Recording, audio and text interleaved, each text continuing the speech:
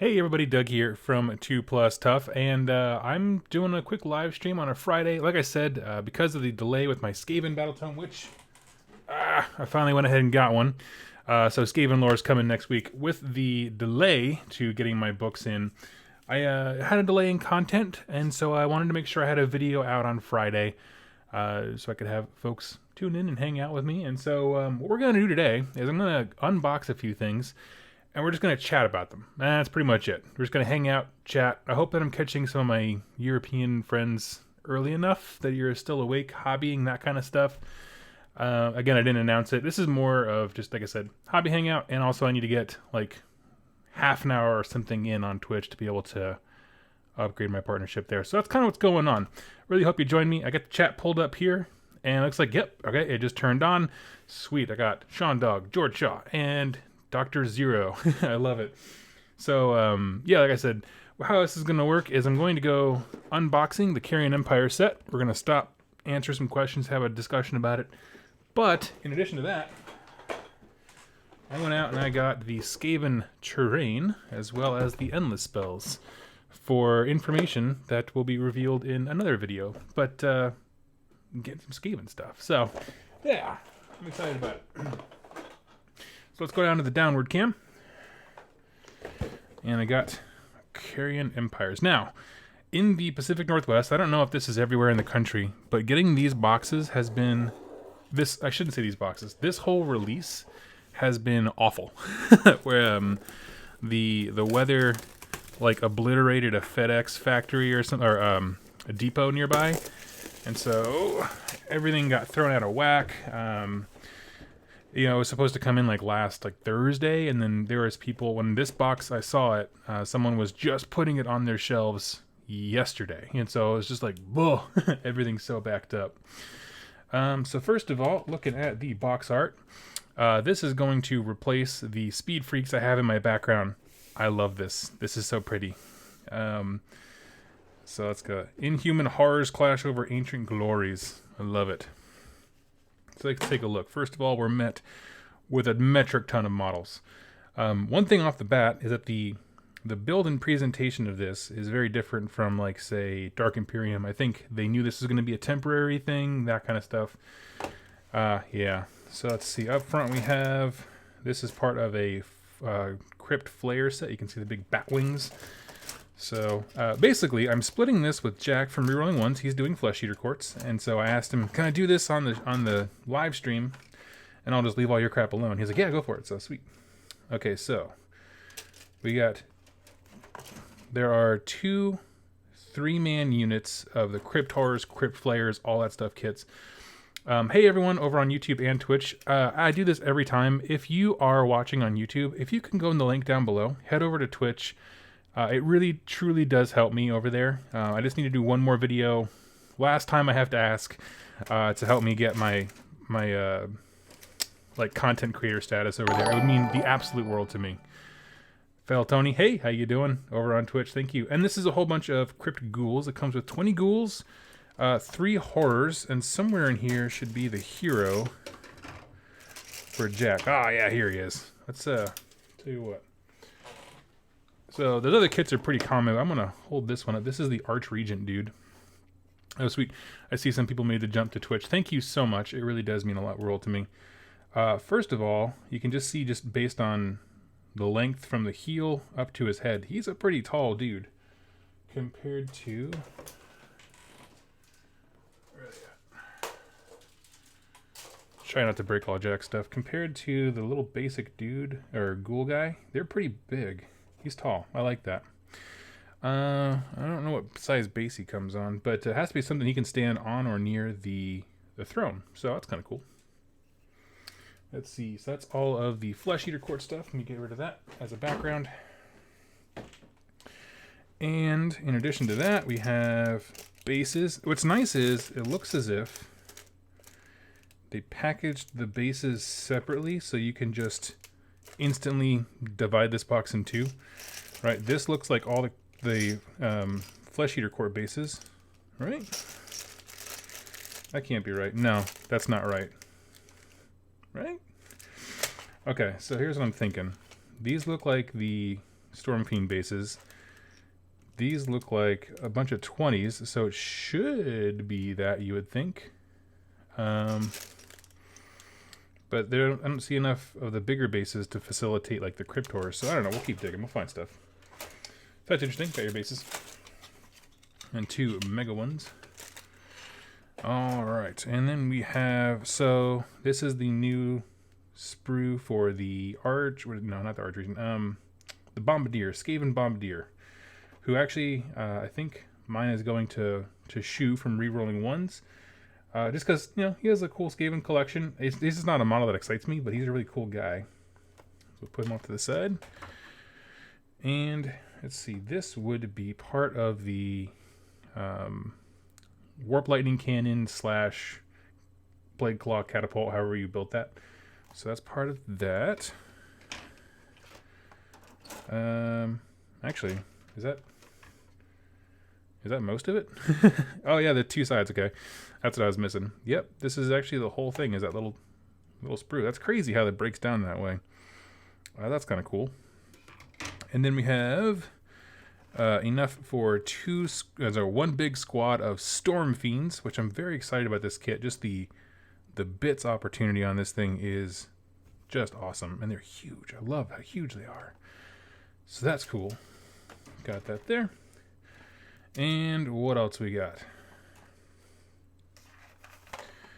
Let's see, Gage Porter. Hey Doug, I just ordered my Deadlands mat from your store last night. It is in the mail, my friend. I already sent over a tracking number, and I just dropped it off at the post office. Thank you so much. It means the world to me. Yeah, so this would be the Doom Wheel, which I'm trying to get a sense of how big it is, just from like taking these sections. I guess it's about this with a little extra. So that's cool. I'm excited. The Doom Wheel is one of those things. I wasn't really considering Skaven as like another army until I started playing Total War, Warhammer, and I got to use the Doom Wheel for the first time. And I was like, what the heck? This is so much fun. So there's the Doom Wheel. Here's another part of it, I imagine. And this is typically one of my favorite parts. Oh, yeah. They've been putting this thing, any kind of box set they come out with, they give you a piece of artwork, and you can't, well, maybe you can see it. If I change my cameras here.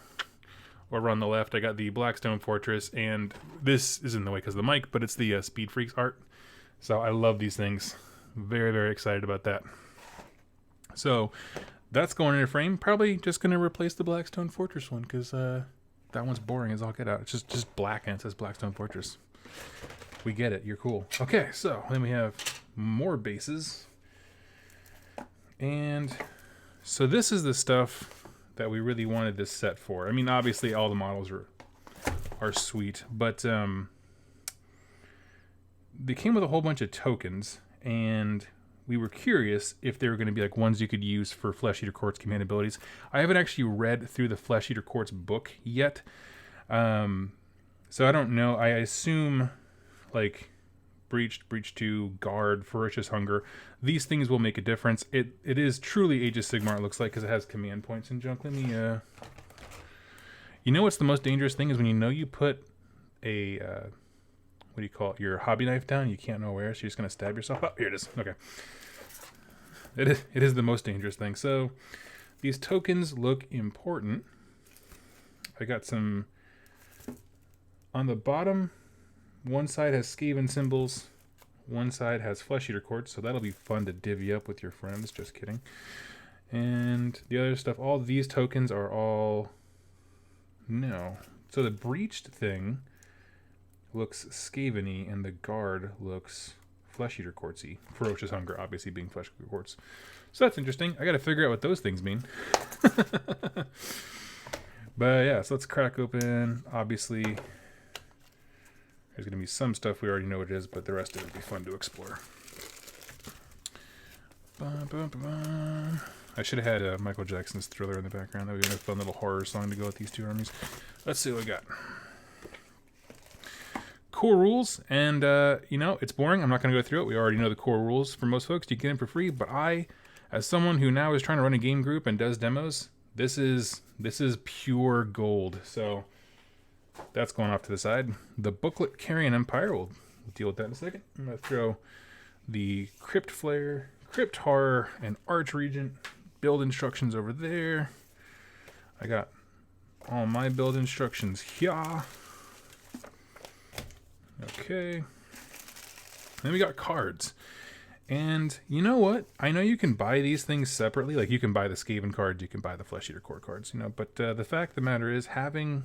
Actually, can you? I don't remember seeing those cards. No, yeah, I did. They were in the previews. I like the fact that this is kind of like an alternate art card. It just has the Carrion Empire in the back. The same art as everything else, which I think is cool. So it makes you feel special. You know, it's the same thing as like there were alternate art cards in X-Wing and junk. So we have Doomwheel, Storm Fiends, Lightning Cannon, Bombardier. Interesting that they don't give you the alternate art for the Play Claw Catapult, because you could have built that, but they chose not to. So, and yes, Jack will get these as well. His cool art cards. And let's see, that's pretty much it for the items in the bag. Let's get this out of the way. I want to tear into this Carrion Empire book. Let me clear some space here on the desk. I apologize if this sound of the sprues is going to the mic. Okay.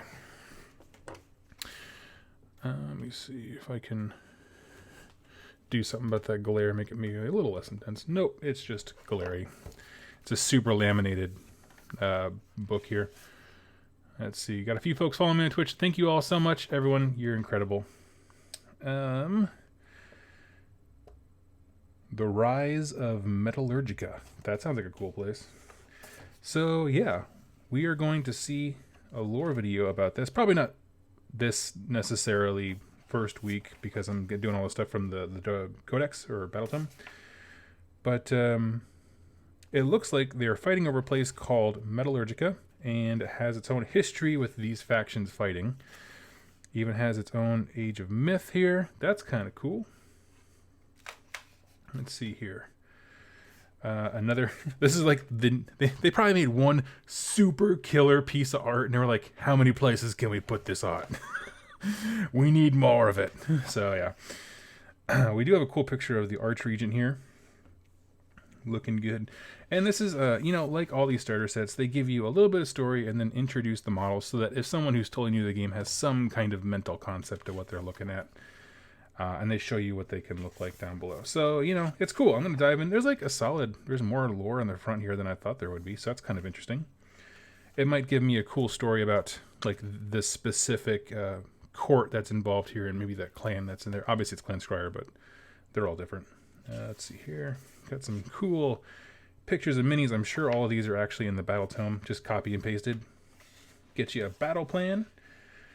And let's see here. Oh, I see. Okay, so the tokens I couldn't figure out, the ones that say breached and guard, I bet they are game aids to help with this very specific battle thing. Because here it says breaching points. I'm sure it's like the what do you call them? The Skaven have tunneled their way in, right? They breached in, and if you come in that turn, maybe the token means something. I'm not going to worry about reading it right now because it's not fun for you to watch me read, but that's kind of what I'm thinking here. One called Sneak Sneak, which looks really cool. It has you, this is one of the more interesting battle plan designs I've seen. Let me try to raise it up here so I can get a better look. Where it has you make these lines, and so you're trying to like work your way through almost like a mouse in a maze. So that's kind of cool. I'm actually going to talk about that. I'm going to do a video just about Carrion Empires. We'll go through the lore, and I'm going to do an in-depth look at these battle plans because they look very unique. There's a lot of alternate deployments. This little square down here for Clan Scryer, and everyone else is all kinds of stuff. You have a War Scroll Battalion, which, of course, these likely will not have points. At least I assume not. I mean, no, they do have Warp Covens. I don't know. Here, you know what? Boom, unboxing part 2. Let's crack open this Battletome and double check. But I highly, highly doubt that they're in the thing here. What is it called? Skatschnicks. Here's all the little Warp Coven things. Nope, it's not in there. Okay. Yeah, so these are just to give you something for your starter sets. Introduce the ideas of battalions, and then obviously your War Scrolls for everything, which you should expect. And yeah, that's pretty much it. Oh, look at that. this is new. So in the back of this thing, the battalions do have points values, which that's an interesting thing. Are they good? I have never seen that. They're not in the Battletome. At least the... Hold up. That's kind of a cool thing if they did that. I mean, tournament runners are going to hate it if they start doing that. But, right. Skatchnick's Warp Coven. Let's see. Skinktallion, Procession. Nope. Nope. It's not in the Battletome. So that is super interesting. So... is there another instance, someone in the chat, if you can tell me, that there have had pitch battle profiles for battalions that have come in a starter set, but it's the point values and everything are in the starter set, but not in the Battletome? I know they did that originally with like the Gore Blade, or like the first 2-player starter sets. But they, yeah. Omniphage, I'm curious, why aren't they legal? Because they have points. I don't know. You know what? I'm not too worried about it. But interesting thing, you know, they give you everything you need. It's a cool little bit of fluff. Some reasons why they're fighting. Some cool battle plans. There's, I think I counted 4 battle plans in here. All right, so that was breach, breach, sneak, sneak, steal, steal. Okay, 3. I like that. That's super funny. Let's put this off to the side. Believe there are specific rules that aren't allowed in match play. I'm curious. Okay,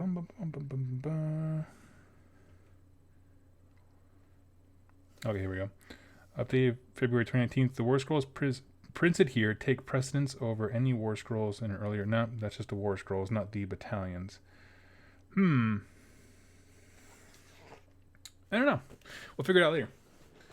But that is Carrion Empire. So you have all your Skaven stuff, your Flesh Eater Court stuff, the cool booklet, some cards that have some alternate arts on the back of them, and that's cool. So let's dive into some other stuff that I got, because I was just in a good mood. So obviously you saw the Battletome, but everyone and their mom has reviewed the Battletome. Let's talk about this.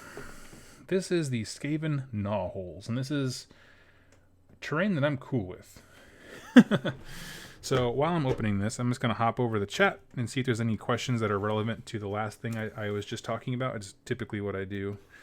So if you have a question about Carrion Empires, if there's something I didn't show on camera that you wanted to see or whatever, go ahead and ask now. Let me just pop the chat.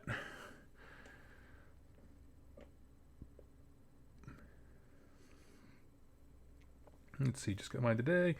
Yep, beautiful artwork. Ross says, I can't believe that the box is already out of stock. It's out of stock everywhere. The only reason I think I was able to get one is because of the massive, catastrophic failures of shipping. Everything got so late that the hype had already, like, you know, people stopped looking for it at some stores locally. And I got the guy right as he was setting up one on the shelf, because he had just gotten his shipment in. Let's see here.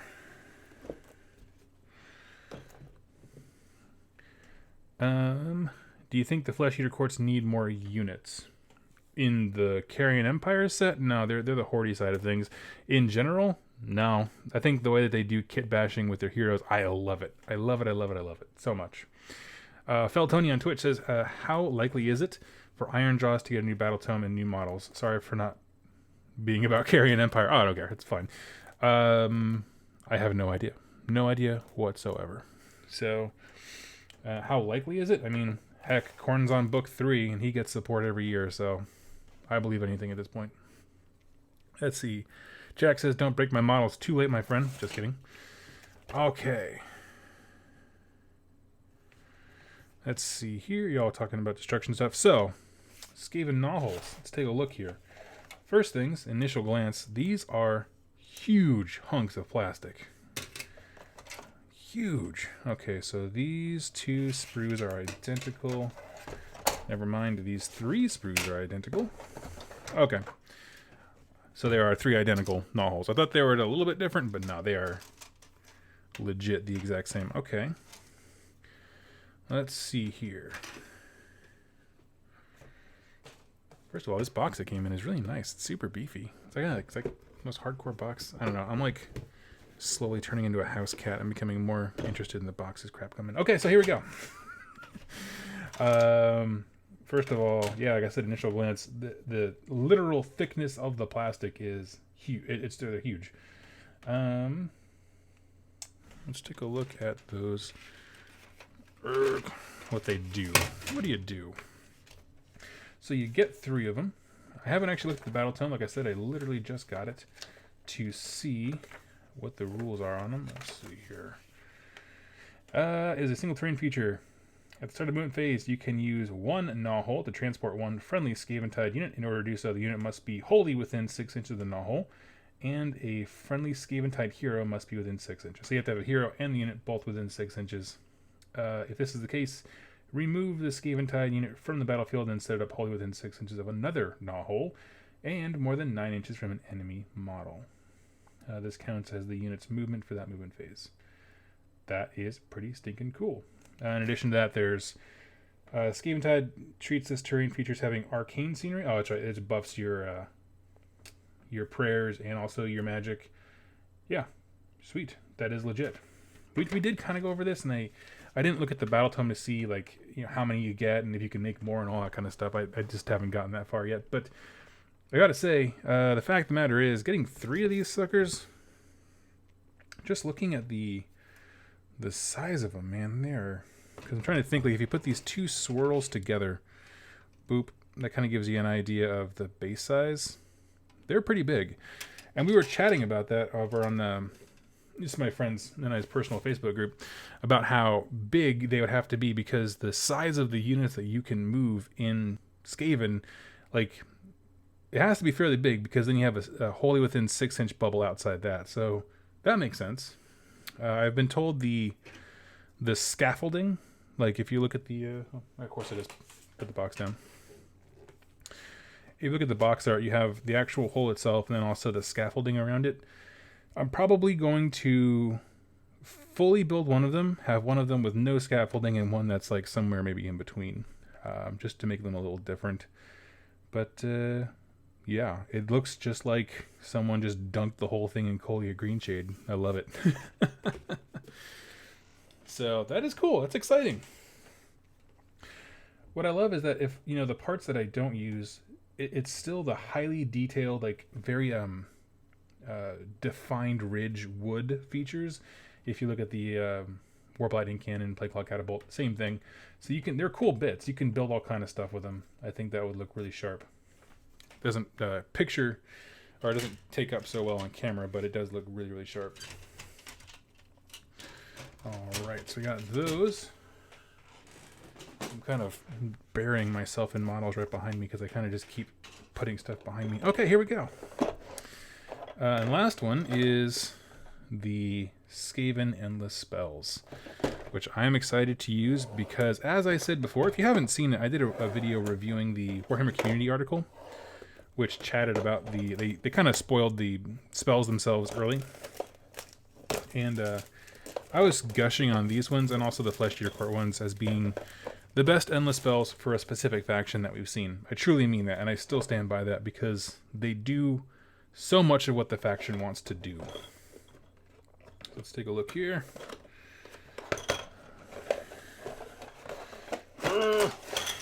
Okay. First of all, holy lord, that is a huge base. Look at that. That is massive. Okay. Let's take a look here. So I know one is going to be the bell. Oh, and then the 3 warp lightning things come on here on the side. Let's see here.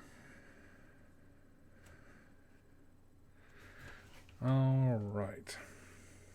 So what we have is, okay, so it looks like the big rat one is mostly on this sprue. And by mostly, I mean almost exclusively. Yeah, okay, so here we have the big bell. And the bell looks like it's only 2 pieces. You have the... Actually, let me flip this. Now that I'm, 20 minutes into the video. Let me flip this to the light side. Maybe that'll make things pop a little bit more. Oh, yeah, I think that's a little better. What do you think? Over here you have the main part of the bell, which it looks like all of the warp and smoke and crap is all like one hunk of plastic. So Yeah, it comes up here, and then there's the other half of the bell on this side. And it looks like the rest of the sprue is the 1, 2, 3 parts of like that three-way pillar thing that like barfs mortal wounds everywhere around them. We can chat about that again here in a second because I think that one's important. Here's the third part of that pillar, and the rest of it just looks like rats, like just rats. What's cool about this is if this is one of the first endless spells, like if you don't like it, it can be so many other things. So these could be cool basing materials, you know, on a Vermin Lord if you don't like the spell, which I'm going to review it because I can't remember what the spell is, but they're all really cool. Fully detailed on each side of it. Yeah, this is looking legit. So let's take a look. I forgot what they actually are. The cool thing is, with the exception of the super big rat swarm, they're all about like 2-3 pieces. That's kind of cool. It's just me or one of the small bases a little bigger than the others. Oh, I had a bunch of them stacked. That might be it. Let's see here. The Vermintide is the big rat one. That's kind of the one I'm curious about because it sure as heck aesthetically looks the coolest. Predatory, cool. Speaking of which, I am, after talking to Joel McGrath, who came in fourth with Beast of Chaos at CanCon, he has really changed my mind on predatory spells, and I'm going to try them. So this is going to happen. Set it up. It can move. Hold it within 13. That's a great range for a predatory spell. After it's been moved, you can pick a unit within 3 inches of this model and roll 13 dice for each 6 that unit suffers 1 mortal wound. Not super duper, but we'll see. In addition, roll 13 dice for each unit it finishes a normal move or charge move within 1. If it moves across something or ends it, you do the 13 dice thing. But more importantly, Skaven type stuff are not affected by that. And they can move across this model in the same manner as a model that can fly. So they just can't end movement on it, but they can move right past it. So that's kind of cool. It's a predatory spell with 0 chance. Well, I say 0 chance. It won't hurt my guys, but my opponent, if he gets control of it, can throw it off somewhere to be irrelevant. But interesting. Okay. I like that one. And then the Bell of Doom, I think, is the real winner, which is do not take battle shock tests for units while they are within 13. Not wholly within 13. It just says within 13. And it also has some chance to do damage on a random on the 3d6 roll of 13. So unlikely, but cool idea. So these, I'm trying to think my thoughts on these. First of all, I love the rats. Like I said, if you don't want to use the spell, you know, you don't want to do the 13 dice every time the thing frickin' moves. I get it, respect it. You have some of the best Skaven basing material possible right here. So yeah, absolutely. Let's see here.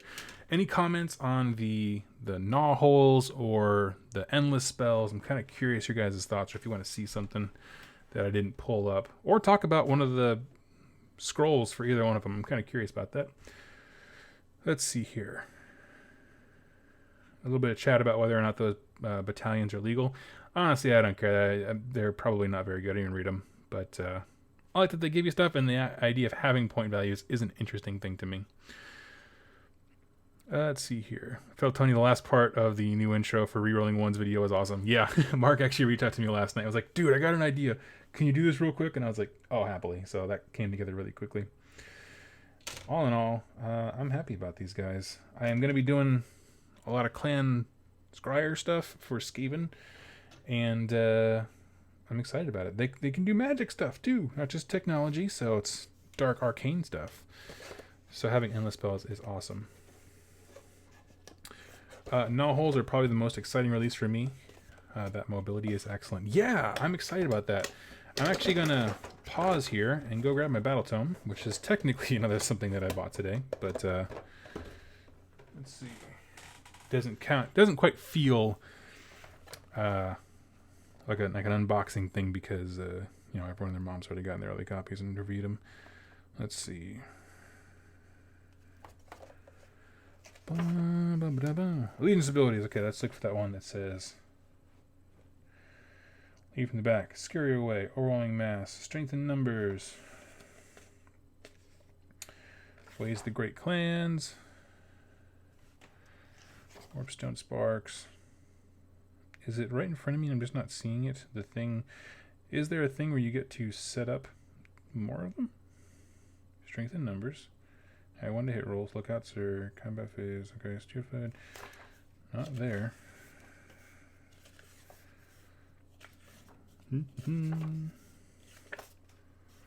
Spell lures. Gnawhole. Okay, Gnawholes. Here we go. Skaven Tide Army can include up to 3 Gnawhole terrain features. See opposite. After territories have been chosen, but before armies are set up. Okay, so that's the same way that the Herdstone works. Cool. So everyone chooses their sides, then you like interject. You can set up the Gnawholes for your army. Each Gnawhole must be wholly within 8 inches of the edge of the battlefield. Must be wholly within 8 edges of the edge of the battlefield. Okay, so it has to be along the sides. That's interesting. And more than 3 inches from any enemy units or objectives. There's no units on the table yet because you haven't deployed yet.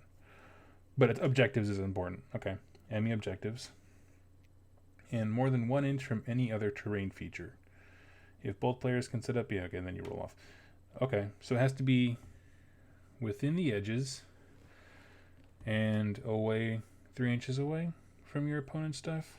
3 inches away, okay. That's not bad. For some reason I thought you could scatter them across the table, but I guess that's cool. But also, here's the thing, 8 inches, it doesn't give you a lot of room. By that I mean, you take, let's pretend that this is your Gnawhole, right? And he's, within 8 inches of the board edge here. You still have to set up whatever unit is wholly within 6. So all that does is kind of cap off. Well, if you put it right on the edge, you still have some room on the backside for sure. That's true. I don't know. It's interesting. I don't know why they chose 8. It's a very interesting number. Let's see here. Yeah, I was kind of thinking maybe you would get 1 for free and then be able to like summon more. That'd be kind of cool too, but yeah, it's interesting. I think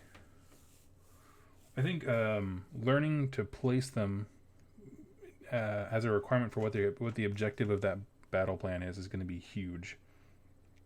Like, yeah, because then your opponent, you can just keep stuff back. I mean, if you put one of these in your deployment area and you have 2, wherever across the board, depending on the battle plan, just always having that threat of being able to shoot rats across the board is just huge. That's kind of cool. I dig it. I really do. I like that there's no time in between. Like, they don't have to be off the board for a turn and then come in the next turn. That would just super cripple these things. Yeah. Let's see here. We already read the war scroll for them. They get some cool missions as part of every Battletome does. Head over the chat here. I'm just going to peek over there while I'm just holding the book. You can do so many tricks with it. Delay with a whole flank. Exactly, yeah. That's what I'm thinking too. That was my first thought. Was just like hold people back in the center and then make your opponent guess which side you're going to. And hopefully they spread their forces too thin going 2 different directions. Let's see. Question from Jack. When you get your Skaven painted in 5 days, do you want to record a Carrion Empire battle report? Yes, let's do it. That's funny. Stephen Chan. Wait, did Doug switch from Beast to Chaos to KO and now Skaven? It hasn't even been 2 months of the year yet. I am a man unhinged, okay? No, so here's the thing. And I'm going to do a separate video about this, but basically, I came out with 3 goals this year of playing Beast of Chaos, painting an army to my highest standard, and traveling to more events. And what I have realized after my tax return came back, I was like, I can go to Nova now. That's kind of exciting. I need to sell off some stuff to get some funds, but the taxes didn't cripple me the way that I was fearing, because I'm always afraid. Basically last year, we got new jobs and I didn't adjust for income and stuff like that, and so we got hit really hard. But anyway, I can go to Nova. And the problem with that is I can't travel with the Beast of Chaos because they're like 200 models. I mean, they're unreasonably large to travel with. And so I needed another army to be able to travel easier with. The Chaos stuff was already built, like glued to the stands. I think they're going to break and transport. So I asked the patrons over on Patreon, and I was like, hey, help me pick an army that's going to be, low model count. I can learn to be fairly good at it really quickly. And they were like, dude, Skaven Clan Scryer, get some Storm Fiends. You know, those, you can get the backpack style things from Battletomes or whatever like that, or different companies, and do that. So I'm like, yeah, let's just do it. So that is the plan. I'm traveling, and what am I doing? Going to Nova, hopefully, just because I haven't bought the ticket. I say hopefully. Going to Nova, gonna have a small model count army and just enjoy people. That's the plan. Unfortunately, it will mean breaking my first thing about Beast of Chaos. I'm not going to be playing Beast of Chaos the entire year. In fact, I'm going to be selling a portion of it to fund my travel to Nova, but that's okay. 2 out of 3 ain't bad, as Meatloaf once said. So, see if anyone gets that reference. Let's see, heading over to the chat. What sort of attack characteristics does the big swirl rat do? The big swirl rat. Big swirl. Who is the big swirl? Sorry, I'm just looking at the boxes. Can you give me more descriptions on what you mean by that, Oren? Big swirl rat. Okay. Mr. LMPM, I believe. What question is, what leader do you assign to Gnawhole duty? Well, you know, the great thing is, looking at the heroes, because that is a legitimate question, because you have to have a hero nearby who just sits and hangs out. As far as like keeping it pretty scryery, where are my heroes? Leaders. Probably, well, the Bombardier is dirt cheap, so is a basic engineer. So either one of those probably. So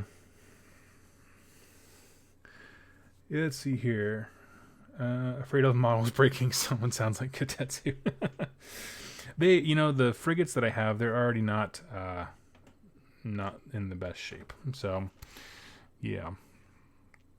Could you ship the army or part of it to the hotel you're staring at and carry the rest? I don't want to do that. I'm not gonna lie to you, I don't want to do that. I put a lot of work in. I have had stuff get lost in the mail before. Omniface says shame. Whatever. Whoever's taking bets on it, you won. That's fine. Let's see here. Warp blocks babysitting the lightning cannons. Korak says no elite version of Beast of Chaos that you could use. Well, I mean, there are very elite versions. I mean, the ones who won the UK Masters is just a whole bunch of like Zangor stuff, but that's not the Beast of Chaos that I wanted initially, and it doesn't sound fun, so I don't really want to. I'm going to do a dedicated video about it where everyone can pour the hate on in that one, so don't worry about it. But for this guy, Path to Glory, let's see here.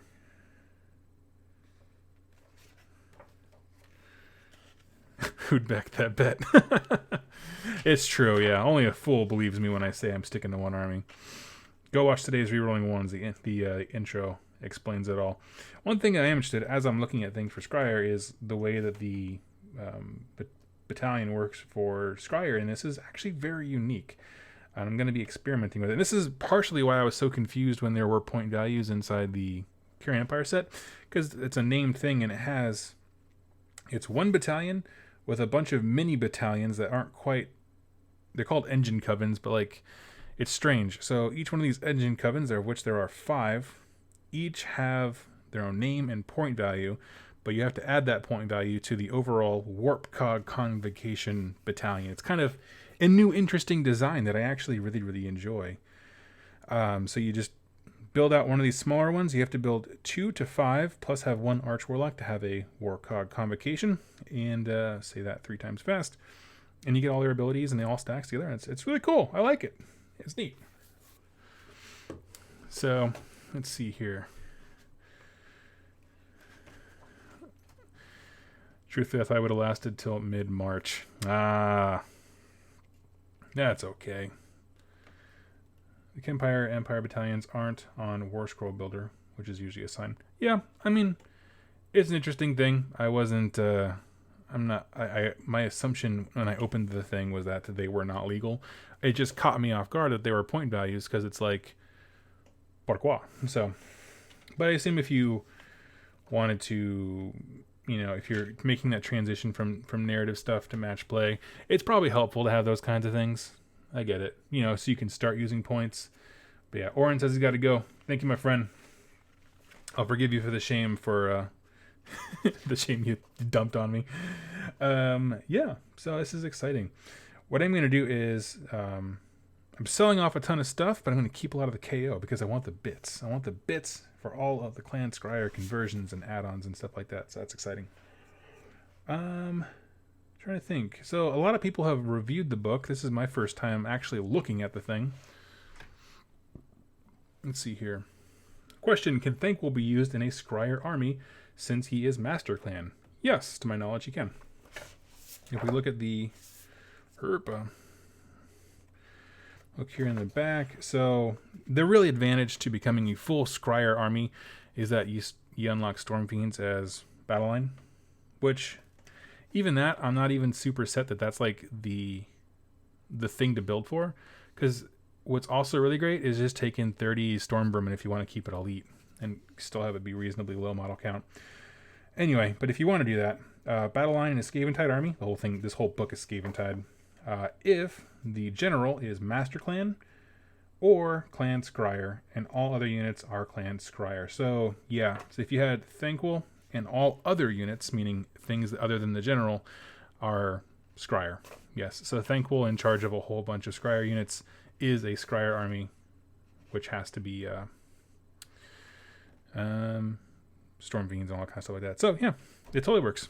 Again, that's the only benefit you get to doing that, because if you look at the way the allegiance abilities work up front, all of the clan allegiance abilities are active at any given time. So the only advantage you have to taking all Scryer stuff, maybe with a Master Clan General, is that you unlock Storm Fiends for battle line.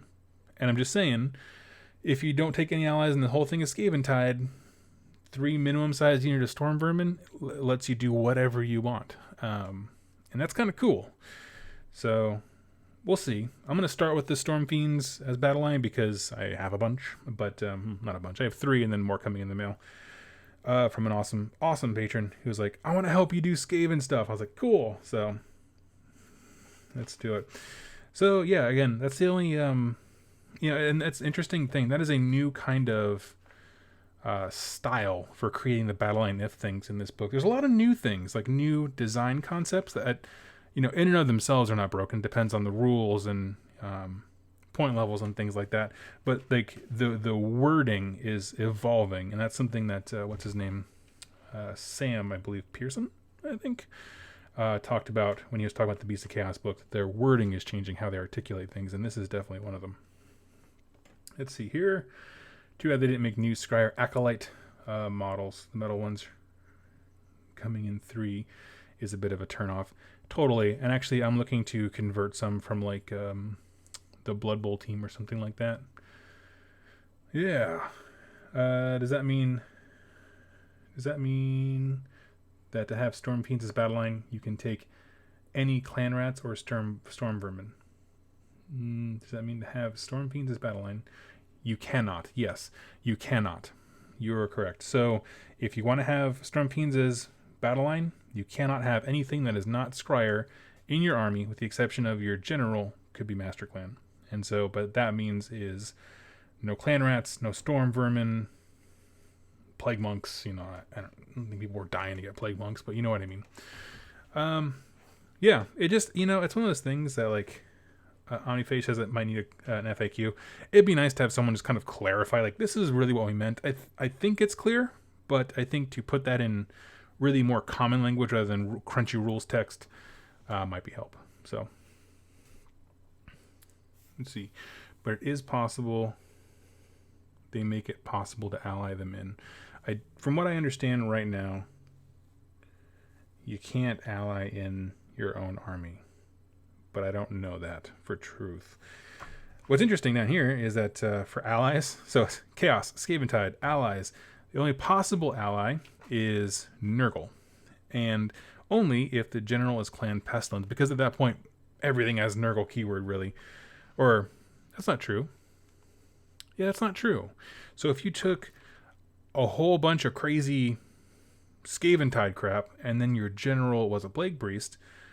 Your general is Clan Pestilence, so you can ally and Nurgle stuff there. So consider that, as you may or may not. I don't know.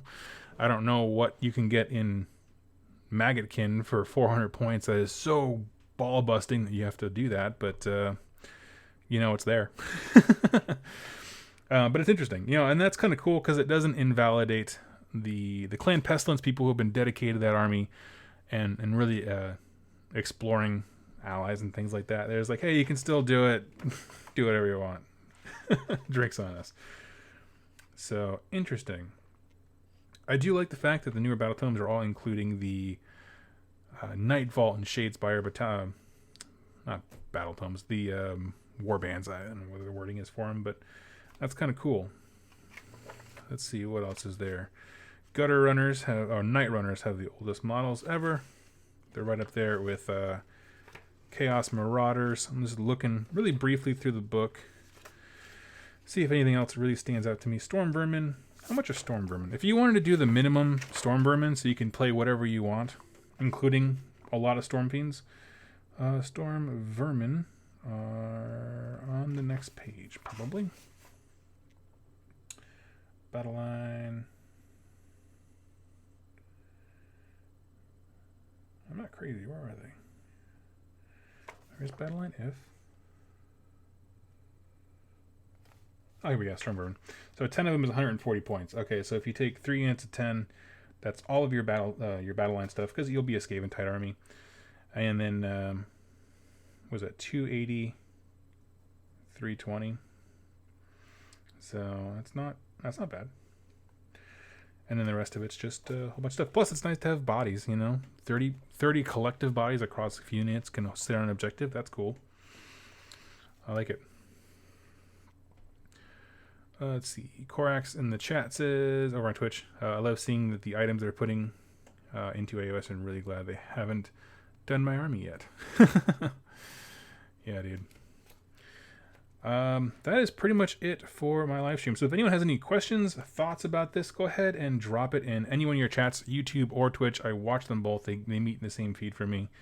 If you have questions about the book you want me to answer, ask me anything. I got it open right now, and we'll chat about it. I'm going to read really briefly and daydream about this Warp Cog Convocation here.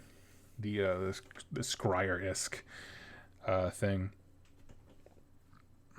Let's see here.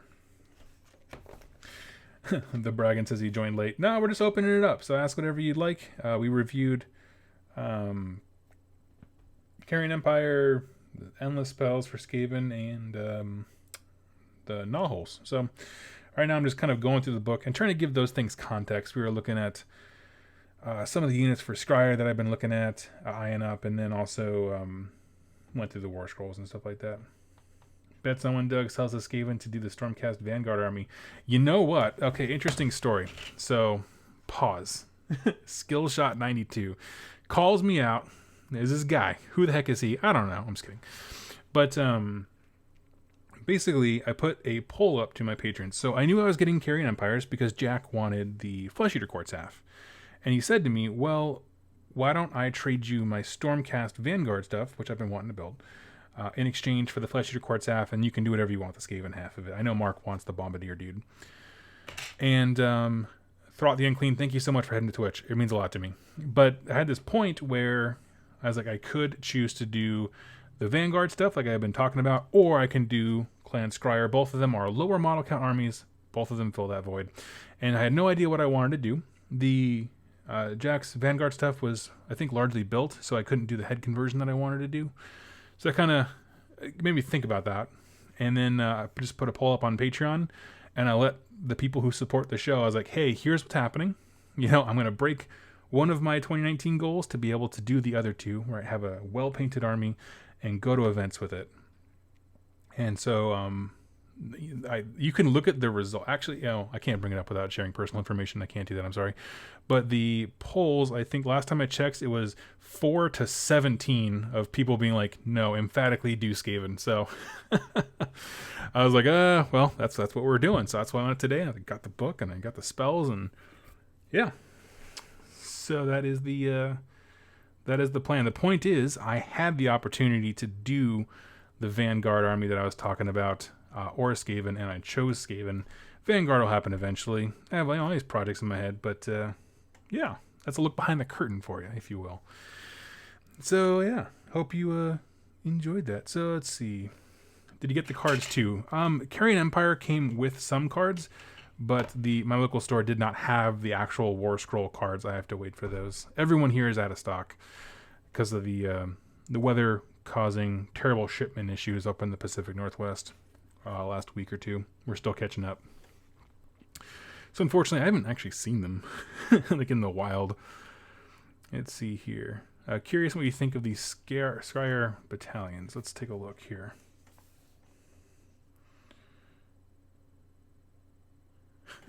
Still 1 metric unit of English tutting for breaking the promise. Oh, it wasn't a promise. It was a goal. I don't make promises on my channel, like at least with armies. Let's see here. So the Warp Cog Convocation consists of one of the following units and engine covens. You have to have 1 Arch Warlock, which you should because they're cool models and whatever, and 2 to 5 any of the engine covens here chosen, any combination. And each of these engine covens also has their own point list and rules associated with them. What's interesting is I'm looking at this, and so the Warp Cog Convocation itself doesn't give you rules. There's no universal rules. It's just the rules that affect the individual kind of sub battalions underneath it. So yeah, I don't know. So we'll start with the first one is Arcspark Voltic, which is one. And a lot of these are going to be very samey because there's not a lot of Scryer stuff. So it's a Warlock Engineer or a Bombardier, the guy who came in Carrion Empires, and 1 to 3 Warp Lightning Cannons. That's going to be your artillery battery for sure. And the ability you get for that one is in your shooting phase, you can pick 1 Warp Lightning Cannon from this engine coven that is within 13 inches of the Engineer or the Arch Warlock. So either the dude in charge of everything or the Engineer from this battalion. Interesting, not the Bombardier, even though the Bombardier meets the requirement. Interesting. Oh, unless the Bombardier has Warlock Engineer. That might be true as a keyword. I'm not quite sure yet. If you do so, subtract 1 from the power of that Warp Lightning Cannon's Warp Blast. They do a whole bunch of crazy shooting attacks. That's a cool thing. That's a cool thing. If you look at the... Let's see. I need some pretty wicked time music. Okay, so I lied. The Bombardier does have the Warlock Engineer keyword, even though there's a unit called Warlock Engineer. So that was my confusion. I apologize. So yes, the Bombardier in that situation would also help. If you didn't know, the Warp Lightning Blast is a very unique weapon in AOS, and actually it can catch people unaware because it doesn't have a normal attack. If you're watching this and you don't play Skaven, you should actually pay attention because you're probably going to see a lot of these. Do not use the attack sequence for an attack with a Warp Lightning Blast. Has a range of 24 inches, by the way. Instead, roll a dice. That dice determines the power of that attack. Then roll 6 more dice. The target suffers 1 mortal wound for each of the rolls that is equal to or greater than the power of that attack. So, if I roll a 1, I roll then 6 dice, and every die that is equal to or greater than a 1 does a mortal wound. And this is why it's so random. If you roll a 6, equal to or greater than 6s, so only 6s are going to do mortal wounds. So it's either devastating or does very little. The thing is, this battalion gives you 3 of these machines. You can pick one of them, and you subtract 1 from that power die. So if you roll a 2, it goes down to a 1. So they would take 6 mortal wounds. 6 becomes a 5. You get the idea. So what's interesting is that you can only pick one of them. So you subtract 1. Yeah, interesting. What is a real bummer is if you pay for this battalion and then you roll a natural 1 on that, because it goes to a minimum of 1 and it wouldn't really matter. So yeah, interesting. Okay, so we could do that one. That's an artillery battery. That's cool. The second one is the Doubtfire. Fire spelled F-Y-R-E, which is the coolest way to spell fire. That means that's how you know you're rad, And it is also an Engineer or a Bombardier. And this one is 1 to 4 units of Storm Fiends, 1 to 5 warp fire throwers, and 1 to 5 warp grinders. Okay, sorry about that. They're all, it's a very condensed text, and so I started rereading the same line twice here. So the Doubtfire thing, let's see, Doubtfire, here we go. They're not in order over here, that's annoying. Up to 2 units can join each warp grinder from this coven instead of 1. So if you don't know, the warp grinder allows you kind of do an alternate deployment kind of thing. And so this is saying now you can double how many units join them as they do their thingamajigger. As long as both of the units come from the same engine coven as the warp grinder that join tunneling. That's cool. Because there's so many units within that little thing, you know, there's a bunch of storm fiends, you got a bunch of fire throwers. That's cool. Let's double check what I think. I'm like 99% certain it's just outside 9 inches, but now let's check these things. Warpbringer, Warplock Engineer, Bombardier, Acolytes, Doomwheel, Gisele's Rattling Gun, Grinder. Here we go. Let's see. Instead of stainless models,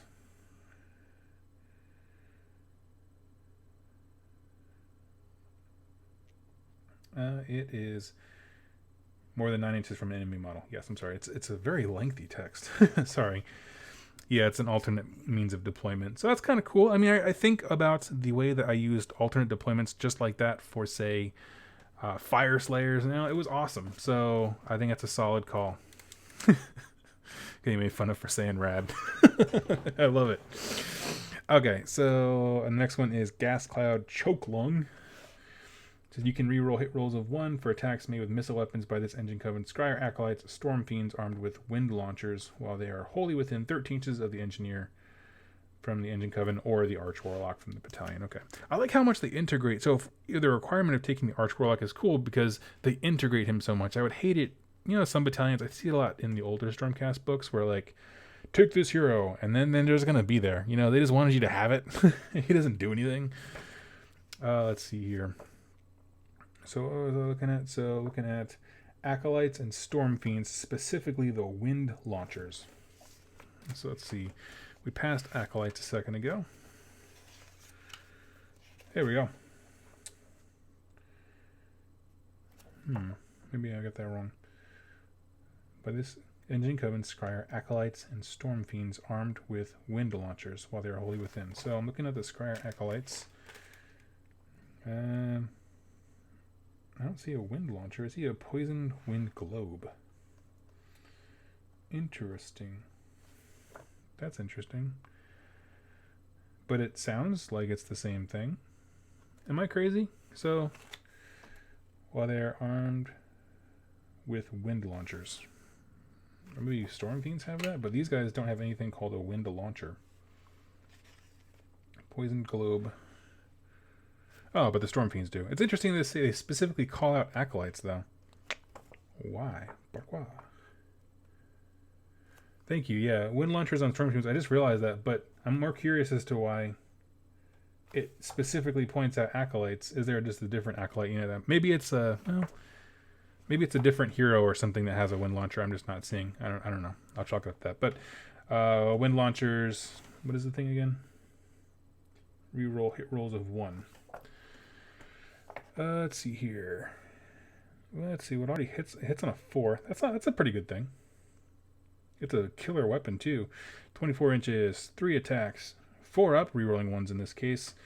4 up to wound, -3 rend, and D3 damage. That is brutal. So it's a cool little buff here.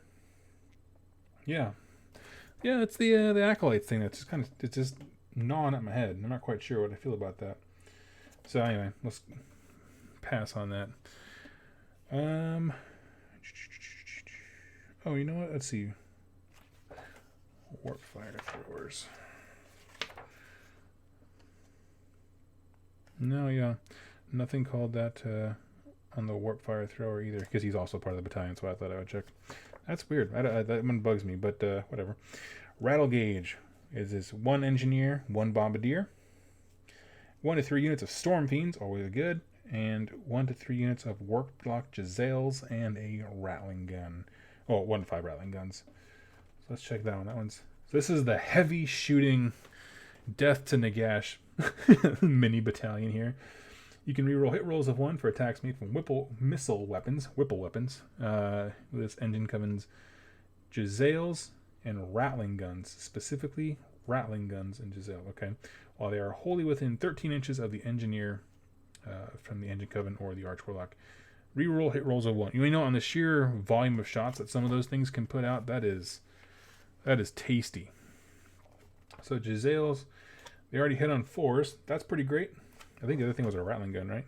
Yeah, 1 to 5 Rattling guns. Get 2d6 attacks, hit on 4s, wound on 4s. That's great, you know.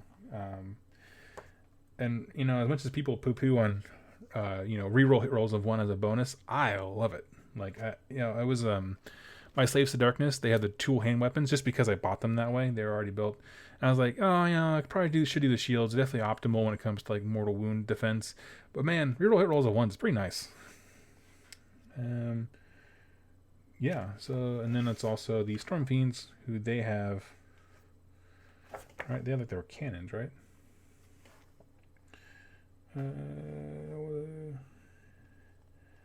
Missile weapons made by Rattling guns and Jezzails. It's okay.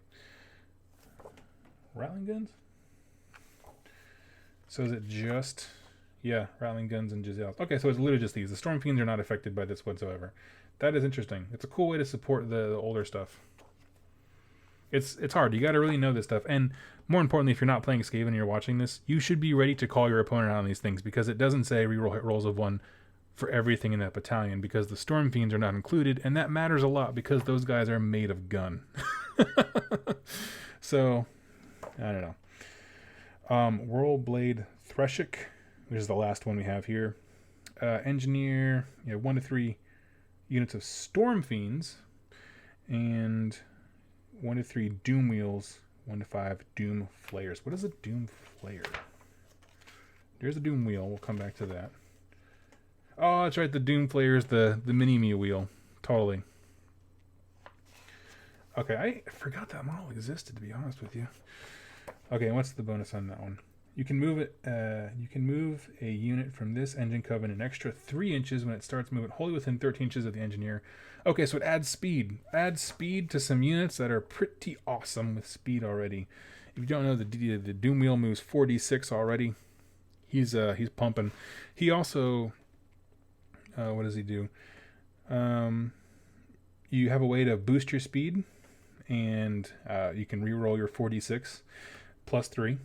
What else is there? When he runs over something, like passes over a unit, or when he crashes into it, he does wounds to it. That's nasty. And then the other guy, Doomflayer, who I've never actually thought about, moves 2d6. That's cool. Like I said, he's a mini-me wheel. And let's see, before you determine the attack characters of the model, you can say that the crew is kicked into its generator. Okay, so you can do extra damage. So that's kind of cool. It really is, like I said, a mini-me wheel. It doesn't do the damage if you pass over something. It does do extra stuff if you charge that turn. That's kind of cool. Let's see here. I'm going to pause right there, and then I'm going to go into my thoughts as I'm digesting this. Let me just catch up with the chat. I'm getting made fun of for saying red and also for switching armies, like the breeze changes. Bling Marine isn't the wind launcher from the Island of Blood set. I think that one was... One of the things in there was discontinued. I'm not quite sure. Let's see here. Reflex dog training. I'm traveling this weekend and living and rereading this book. Not a brusher model in sight, but I'm still pumped. That's exciting, dude. They're cool books to read. I love it. Omniphage math nerding here a bit, but reroll ones adds a bit more than 8% to a 4-up, and a full 11% to hitting on a 3-up. So that's nuts. Yeah, that's awesome. I feel like I do more when I reroll ones, mainly because I'm really good at rolling ones. So yeah, absolutely, I would agree with that. The Braga, my first time shooting with my warp lightning cannon was a 3-way game earlier this week. Managed to pull off the dreaded 12 mortal wounds. It was glorious. Made my friend just pick up his Enlightened on disc. Dude, when those guys go down, it's devastating. Okay, so I'm cool. I'm caught up with the chat. Everyone's on board. So the Warp Cog Convocation is 2 of these things. You have to pick at least 2. That's interesting. So to kind of quickly review, we have the Ashbark, which is like the ranged artillery thing. We have the fire guys who... let's see, now Doubtfire. What am I looking at? Doubtfire is the ones who do extra tunneling, so very movement-focused, alternate deployments. I think the Doubtfire one is a smart one for sure. Between this and the, what are they called, the gnaw holes, you can project threat across a vast part of the board, I would think. Because they have to be on the edge, but he can just tunnel up. And so I think that's very interesting. So that has like a star next to it on me, is the Doubtfire. The Chokelong one, which I still don't understand why it does stuff with Acolytes when it only affects the Wind Launchers and the Storm Fiends. You know, reroll hit rolls for missile weapons. That's cool. It's one of their best guns, so that's not something to shy away from. What's cool is, so Doubtfire stuff, they only get to move 2 units when they tunnel up if they're from the same battalion. So you can do their Storm Fiends can tunnel up, like you take 2 units of Storm Fiends from that battalion, tunnel up with one of their grinders. But from the other things, they wouldn't be able to. You can still tunnel 1 unit from anything else. So that's kind of interesting to know. You could take this and tunnel something else. I don't know. Let's see here. The Rattle Gauge, which is buffs your shooting for the Rattling Guns and Jezzails. That might be a great second one. I guess when I'm looking at this, I'm thinking about having one of these things be very aggressive and the other one kind of sit back and hold objectives and do the ranged stuff. So the aggressive one, I think, is definitely the Doubtfire. I mean, that gets your guys up there. Between that and the gnaw holes, I think it's just awesome. To complement that, I'm thinking either the artillery stuff to sit back and shoot on objectives. The problem is they're not that great at sitting back and shooting because they only have a 24-inch range on those Warp Lightning cannons. So, like, you know, and the buff is minor. It only affects one of the 3 of them. Oh, I guess you can take 1. So it can just be the only one there. It could be a super cheap thing. But I just feel like you get more mileage by having Jezzails that are better at shooting because Jezzails are awesome. At least they were. Let's check out Jezzails. But, oh yeah, look at that. Boom. Look, see that? See that action? That's how much of a professional YouTuber I am. Just flipped it right there. Boom. Okay. 30-inch range. So already longer than the Warp Lightning Cannon. 1 attack, 4 up, 3 up. -2 rend, 2 damage. I just like them. You know? They got a sniper rule where if you... An unmodified hit roll of a 6 inflicts 2 mortal wounds. Any attack sequence ends. Okay, so it just does 2 mortal wounds. That's cool. So, like, you know, they can still reroll 1s on that. That's nice. So, I don't know. I just, probably for my money, looking at this without having played the army like that, Doubtfire to have more board presence and aggression that way, and then the Rattle Gauge, which allows you to have your snipers, Jezzails, hitting better. I think those things in tandem are awesome. So, as far as what to do with that Arch Warlock, let's see here. Well, what's really cool about that is the Doubtfire one, the one that lets you tunnel up 2 units, doesn't have anything to do with the Arch Warlock. So basically, you keep him back with the Rattle Gauge, those shooter ones, and he can be the buff monster for that. So you're not. Part of the thing is, like, some of these little mini battalions say that you can use your engineer or your Arch Warlock, and you can only have, they can't be everywhere. So have him just sit with the Rattle Gauge because the tunneler guys don't care. Anyway, super long explanation. That's what I think about the Scryer things. It sounds cool. A lot of ways to build it. You're going to want to keep track of who's in what mini battalion, who's in the grander battalion, because remember, you can still, this is 1 battalion. You can deploy this all at once. You get 1 artifact for it. That kind of stuff is important to remember.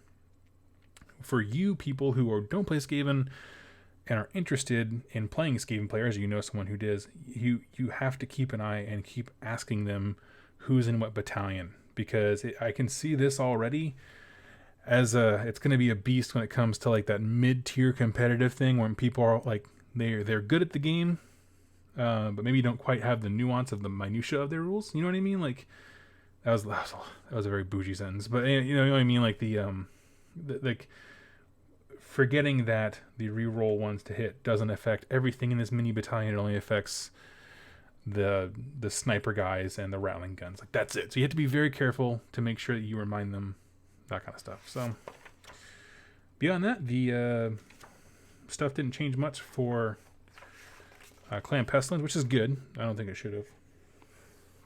In terms of the battalions, like people were building those towards those battalions already. And honestly, like not a ton of the other stuff stands out to me. Actually, let's do some quick maths here. What would that thing cost in battalion points? So you have the Warp Cog Convocation, which costs 60. And I said go with the Doubtfire, which cost 140. And the Rattle Gauge, which cost 120. Oh man, so that is what? 260. Costs 320 points in battalion stuff. And you only get an extra artifact for it. But on the plus side, you have units that are being very, very aggressive going forward. With tunneling up mid-game, you have a lot of shooting, potentially. So, interesting. 320 is so expensive. And you get 2 artifacts. That's a tough one. I don't have a good answer for that. I know the Doom and Darkness guys did a review of the Skaven book, and they were like, Clan Scryer stuff, just pass on it. I'm like, let's see what they got. Dark Inventions. Let's see, the Brass Orb. Nope.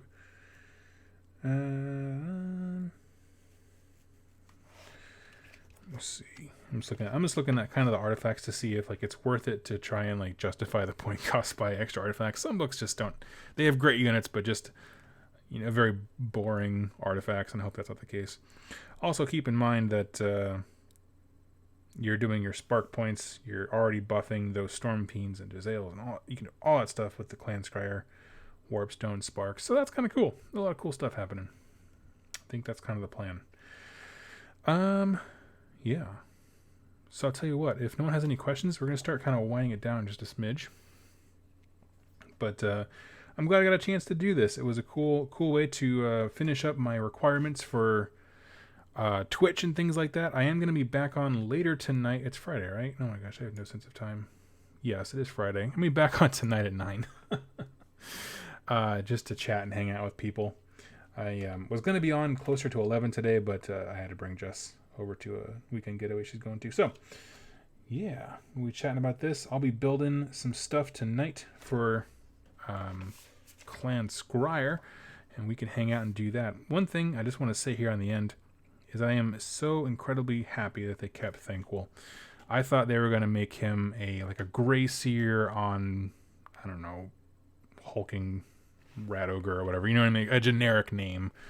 But no, they kept him, and they didn't even give a whole lot of explanation. They were just like, and the Great Horn Rat scooped him up and kept him. And I was like, that's enough. I don't even care. That's cool. Let's keep it rolling. So, but that's honestly the story for a lot of the demon characters who made it. Their god loves them and kept them into the new world. And why would he be any different? It's chaos. They can do whatever they want. They're eternal. So, yeah. So that might happen. I'm looking at because of the way they built the book out, it is extremely cool. I'm looking at other heroes that I just never looked at before because I never had a reason to. You know what I mean? I'm looking at all the Master Clan stuff. I'm just like, yes, that is so stinking cool. Bling Marine 13 says, a lot of people are poo-pooing Scryer. Bet someone figures a brutal list and everyone else has tag on their face. Yeah, it's the problem is, and I think this is part of the problem with internet hype. And I don't want to say hype. That's not the right word, because I am trying to get early copies. The mailman seems to be against me, because I want to get people excited about books. When I say early hype, I mean the people who look at these from a competitive standpoint and just instantly give a grade or what tier they think they're going to be. The problem is that with the last several books that have come out, Beasts of Chaos, Gloomspite Kids, Skaven, they are so complex because of all the things they bring together. The fact that they have 7 different allegiance abilities, all active at the same time. You won't use them all if you don't bring heroes from certain clans, but they are active. Means that it is a vastly more complex way of list building, just by sheer virtue of the number of units available to you, that kind of stuff. I don't believe in people making snap judgments. I don't think anyone knows how good this book is. There are things that are amazing, like the ability to do project threat with shooting at long ranges is a great answer to Daughters of Cain and a Gash, and that kind of stuff that's dominating right now. But I disagree with anyone being like, Clan Scryer sucks because of the changes they made. It's like, man, let's explore it. You know, we didn't have nearly as many options. Even just saying you can take a Master Clan hero actually does open things up, because that gives you access to Master Clan command traits and artifacts, and like, you know, people don't know. They haven't figured it out yet. Don't believe anything you hear on the internet except for me. No, and that's why I don't talk about competitive stuff. I mean, specifically, that is why I don't. It's so complex, people can't just look at it and make snap judgments, and so that's why I don't. It's also why, if people message me privately, like on Facebook or Instagram, I try to respond to every single one of them, and if they ask me questions about tournament, competitive stuff, I say what I think looks cool, but I specifically direct them to someone else, because it's like, I will not be responsible for how you spend your money, and I don't know what the heck I'm talking about, because I'm not one of those people who makes snap judgments. So just looking at the book, right, from what I've seen of the allegiance abilities and stuff like that, this thing, one of the strengths of the book more than anything is the diversity of armies that you can make. You could have several Skaven players never play the same army, and that is a tremendous value. So someone asked if I'm still alive. Yeah, I usually go about an hour and a half, 2 hours, chunks, if you will. In addition to that, the fact that any army, regardless of your clan, can have Master Clan, and the Master Clan does have its own stuff. You know, I mean, it is its own. They have their own relics here, and Pestilence, Molder, Eshin, Master Clan command traits. Yeah, so they have their own, like, it adds another dimension, and that's kind of awesome. I dig it. Let's see here. Mecha Sushi 6. Hello. Gonna stay with Beast of Chaos for this year. Don't believe anyone but me. I do have a long repertoire of hilarious out of context quotes. But, you know, I hope you guys know what I mean by that. As far as, like, there are folks who make, you know, clickbait living off of snap judgments, stuff like that, and I just want people to enjoy what they have, and that's exactly why I say that. It comes from a point of caring. I hate when people... What makes me sad, I shouldn't say I hate, what makes me sad is when someone messages me and says, I really like this army, but everyone tells me they're absolute garbage, and so it's turned me away. And it happens more frequently than you'd think, and that really bums me out. So it's like, what has that snap judgment really achieved for us as a hobby, as a game? It's terrible. So, yeah. Just looking at the things that I see compared to... I mean, with the armies that I have played, which are sadly more numerous than I care to talk about as I'm being made fun of in my own chat, I will say that the ability to go have a bunch of horde units that can take objectives mixed with shooting to shoot over that wall of dudes you just buried people in is super effective. The thing that I think holds them back is that, like, I'm thinking about how I would do this with my Beast of Chaos army. I would just jam them in their deployment, like swamp them, because nothing, not a ton of things have fly. Let me just see. We'll see what has fly. And the speed is generally, I think, around 6. I think. Some stuff, like the Doom Bell and that kind of stuff, it needs rats around it to push it, which is kind of a really fun mechanic. But yeah, most stuff is 6. They do have that one battalion in the Warp Cog thing that gives +3 inches to something. I'm just more thinking about rushing towards objectives, you know, that kind of stuff. You could go super fast with the Doom Flare or in the Doom Wheel, but that's all random movement values. We're not quite sure. Let's see. Yeah, so I think speed manipulation, I won't say movement shenanigans because Jack hates that, but speed manipulation abilities is somewhat lacking. They're not the fastest army, but when they get on an objective, they will be very hard to shift, which I think is amazing. As far as how hard they hit, they have their universal rules that if you're in bigger hordes, you hit more and more, you do more attacks. That's awesome for things like clan rats, who are a dime a dozen. I don't really see the spike claw, whatever they are, really getting used a whole lot in AOS. They're just very tiny unit. Maybe the hero guy. I kind of like the hero guy. I'm not going to lie to you. If nothing else, he makes a great alternate claw lord. But yeah, I'm trying to think. Even the help hit abominations 2d6. What are rat ogres? 6. Okay, yeah. So I think that's gonna be an issue. One thing that is cool though is that when you talk about the endless spells, the range of say the predatory rat one is really great, where you can throw the spell forward and have him kind of move up in the enemy, and he does still count as a model for your opponent, so they will have to go around him, that kind of stuff. Let's see. Mr. SB plays Spike Claws from Shadespire. Yes, okay, I'm sorry, I might have got the wrong one. But yeah, he's, I know where he's from. So this and Spike Claws Swarm, this collectively is his Shadespire band. You can't take these guys without their leader guy. And they are cool, they're amazing models. I just don't know how effective they are. When I say on their own, I didn't mean like as an individual plain unit, I meant like on the table in general. So yeah. That said, the Gloomspite ones are actually good. I did not know that. That's kind of interesting. I dig it. Look at their point values. Let's see. What is an average? What's a base wizard? Like a gray seer. 120 points for a base wizard guy. That's cool. I love the Plague Priest. You tell you what, man. You want to talk about a good army? Like when you start. This is why I talk about people who do like snap judgments. When you start folding the layers here, because you don't need cheap wizards. You could just have a Plague Priest who does incredible things. Be your kind of ad hoc wizard. Now I'm never going to see that. Malog is great for Trogard. Okay, that's cool. I don't know if I accidentally said, I didn't mean to say that they're all bad. I just mean that sometimes the Khorne one, I will say Jack Unreal Ones has made excellent use of the Khorne Warband because they are cheap blood tithe points, and that means something. For sure. So I think they have a place. I just mean in the grand scheme of like taking those things versus a large, more, clan rats or something like that. So let's see, Noxious Prayers. So let's see, oh, this is on a Plague Furnace. I want this the base guy. Yeah, here we go.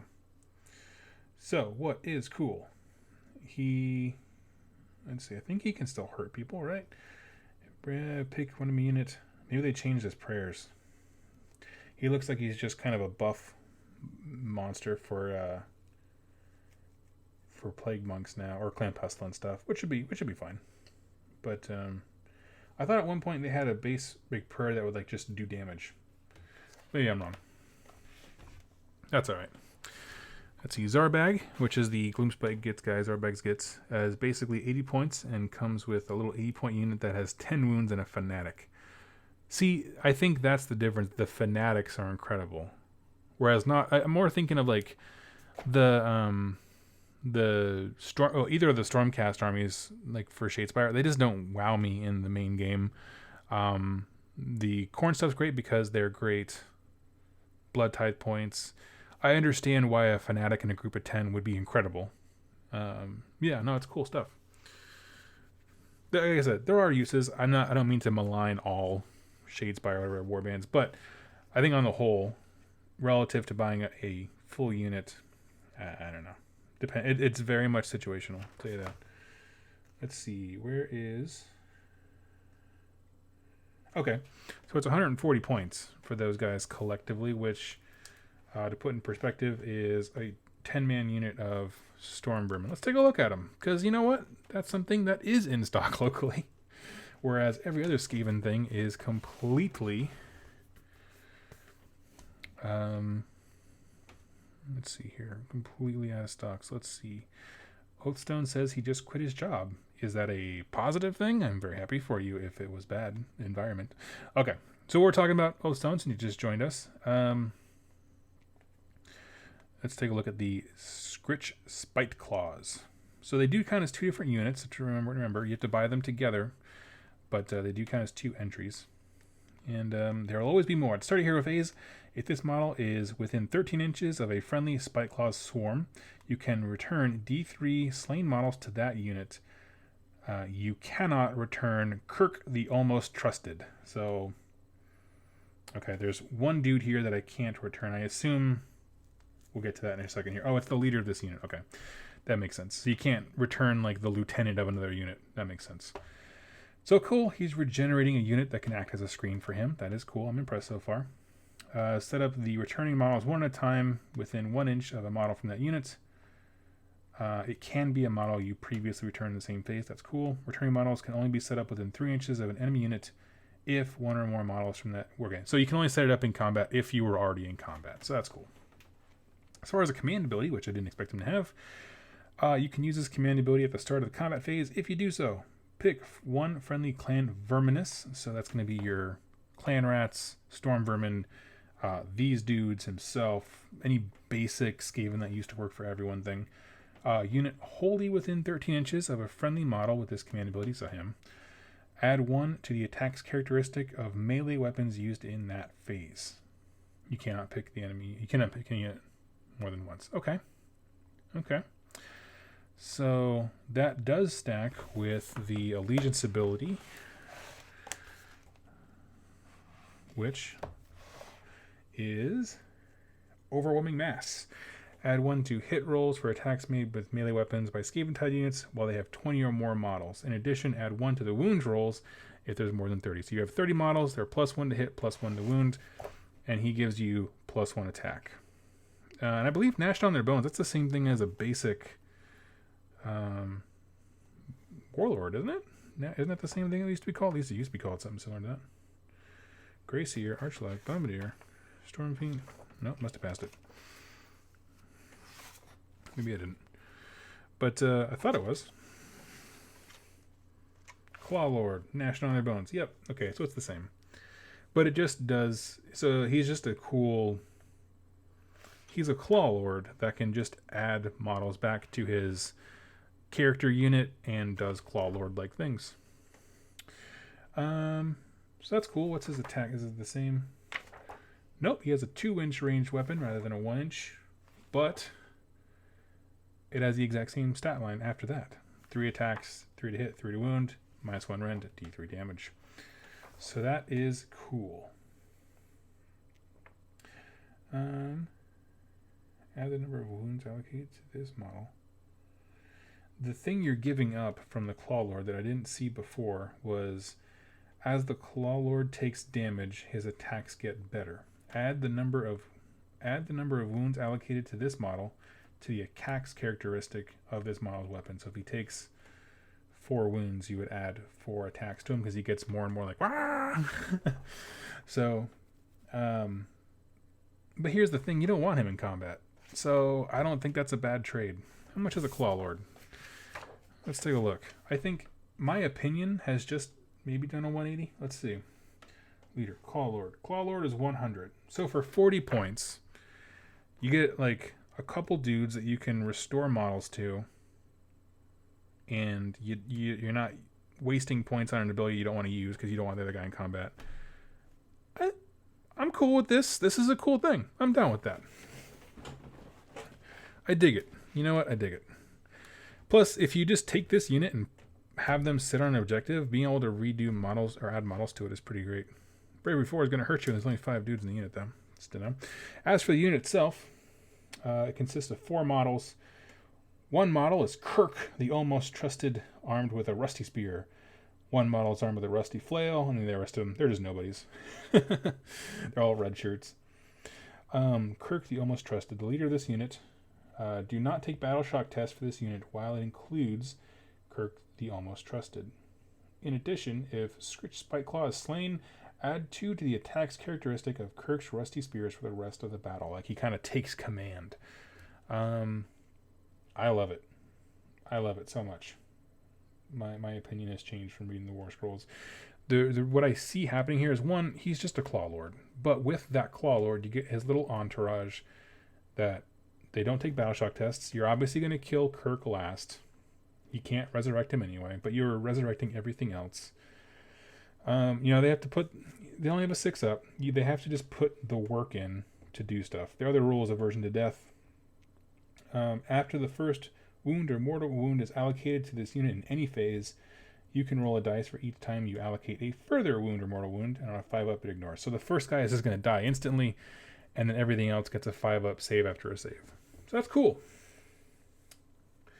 Like I said, just put him on an objective, have him be near him. He resurrects a few of them.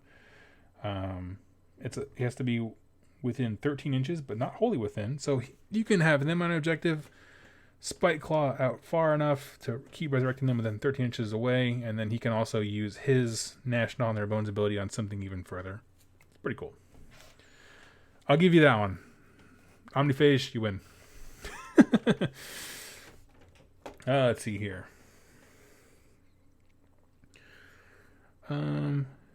Little mini screening units are great. Yep, totally. Clancy Murphy joins us and says, what did he miss? Well, I'm nearing the end of my my stream here, but we reviewed Carrion Empires, what came inside. We went through the gnaw holes, the endless spells, and I just spent some time looking at the Skaven Battletome that I described, because supplies have been so hard to get a hold of up here in the Pacific Northwest. So yeah, I'm going to do a video with deeper thoughts on the book. There are several content creators online that are very negative about it. Everyone calling it like half-hearted and a cash grab and that kind of stuff, and I don't get it. This book, the language with which they're writing rules is evolving and becoming more fun and complex, and I think that needs to be noted. So I want to inject even more hobby positivity into this and share my thoughts with people, because I'm excited about it. I had no idea that a Thankful was 400 points. That's ridiculously cool. You can just slide right in as an ally for somebody. I love it. Let's see here. Jack says he has the Skaven Shadespire warband just sitting on his desk. That's funny. I might. I don't know. We'll find out. I like him. He's cool. I always went through that. My mind was totally changed about that. So what I'm going to do is go ahead and divvy up me and Jack's stuff from Carrion Empire, and then later on today I'm going to be in a flurry of activity, posting stuff online, because I have 1,000 mini projects that I want to clear out. I'm clearing stuff out, so maybe I'll point some people in the direction of that. Anyway, friends, I'm going to hang up now, and I'm going to go ahead and do some hobby stuff, and I will talk to you all very, very soon. Like I said, join me here tonight at 9, and I will be doing another live stream. That's 5 o'clock my time, so in 4 hours. 4 hours I'll be back on. Whatever time you are in the world, join me for that, and I will talk to you real soon. Thank you all so much, and happy wargaming.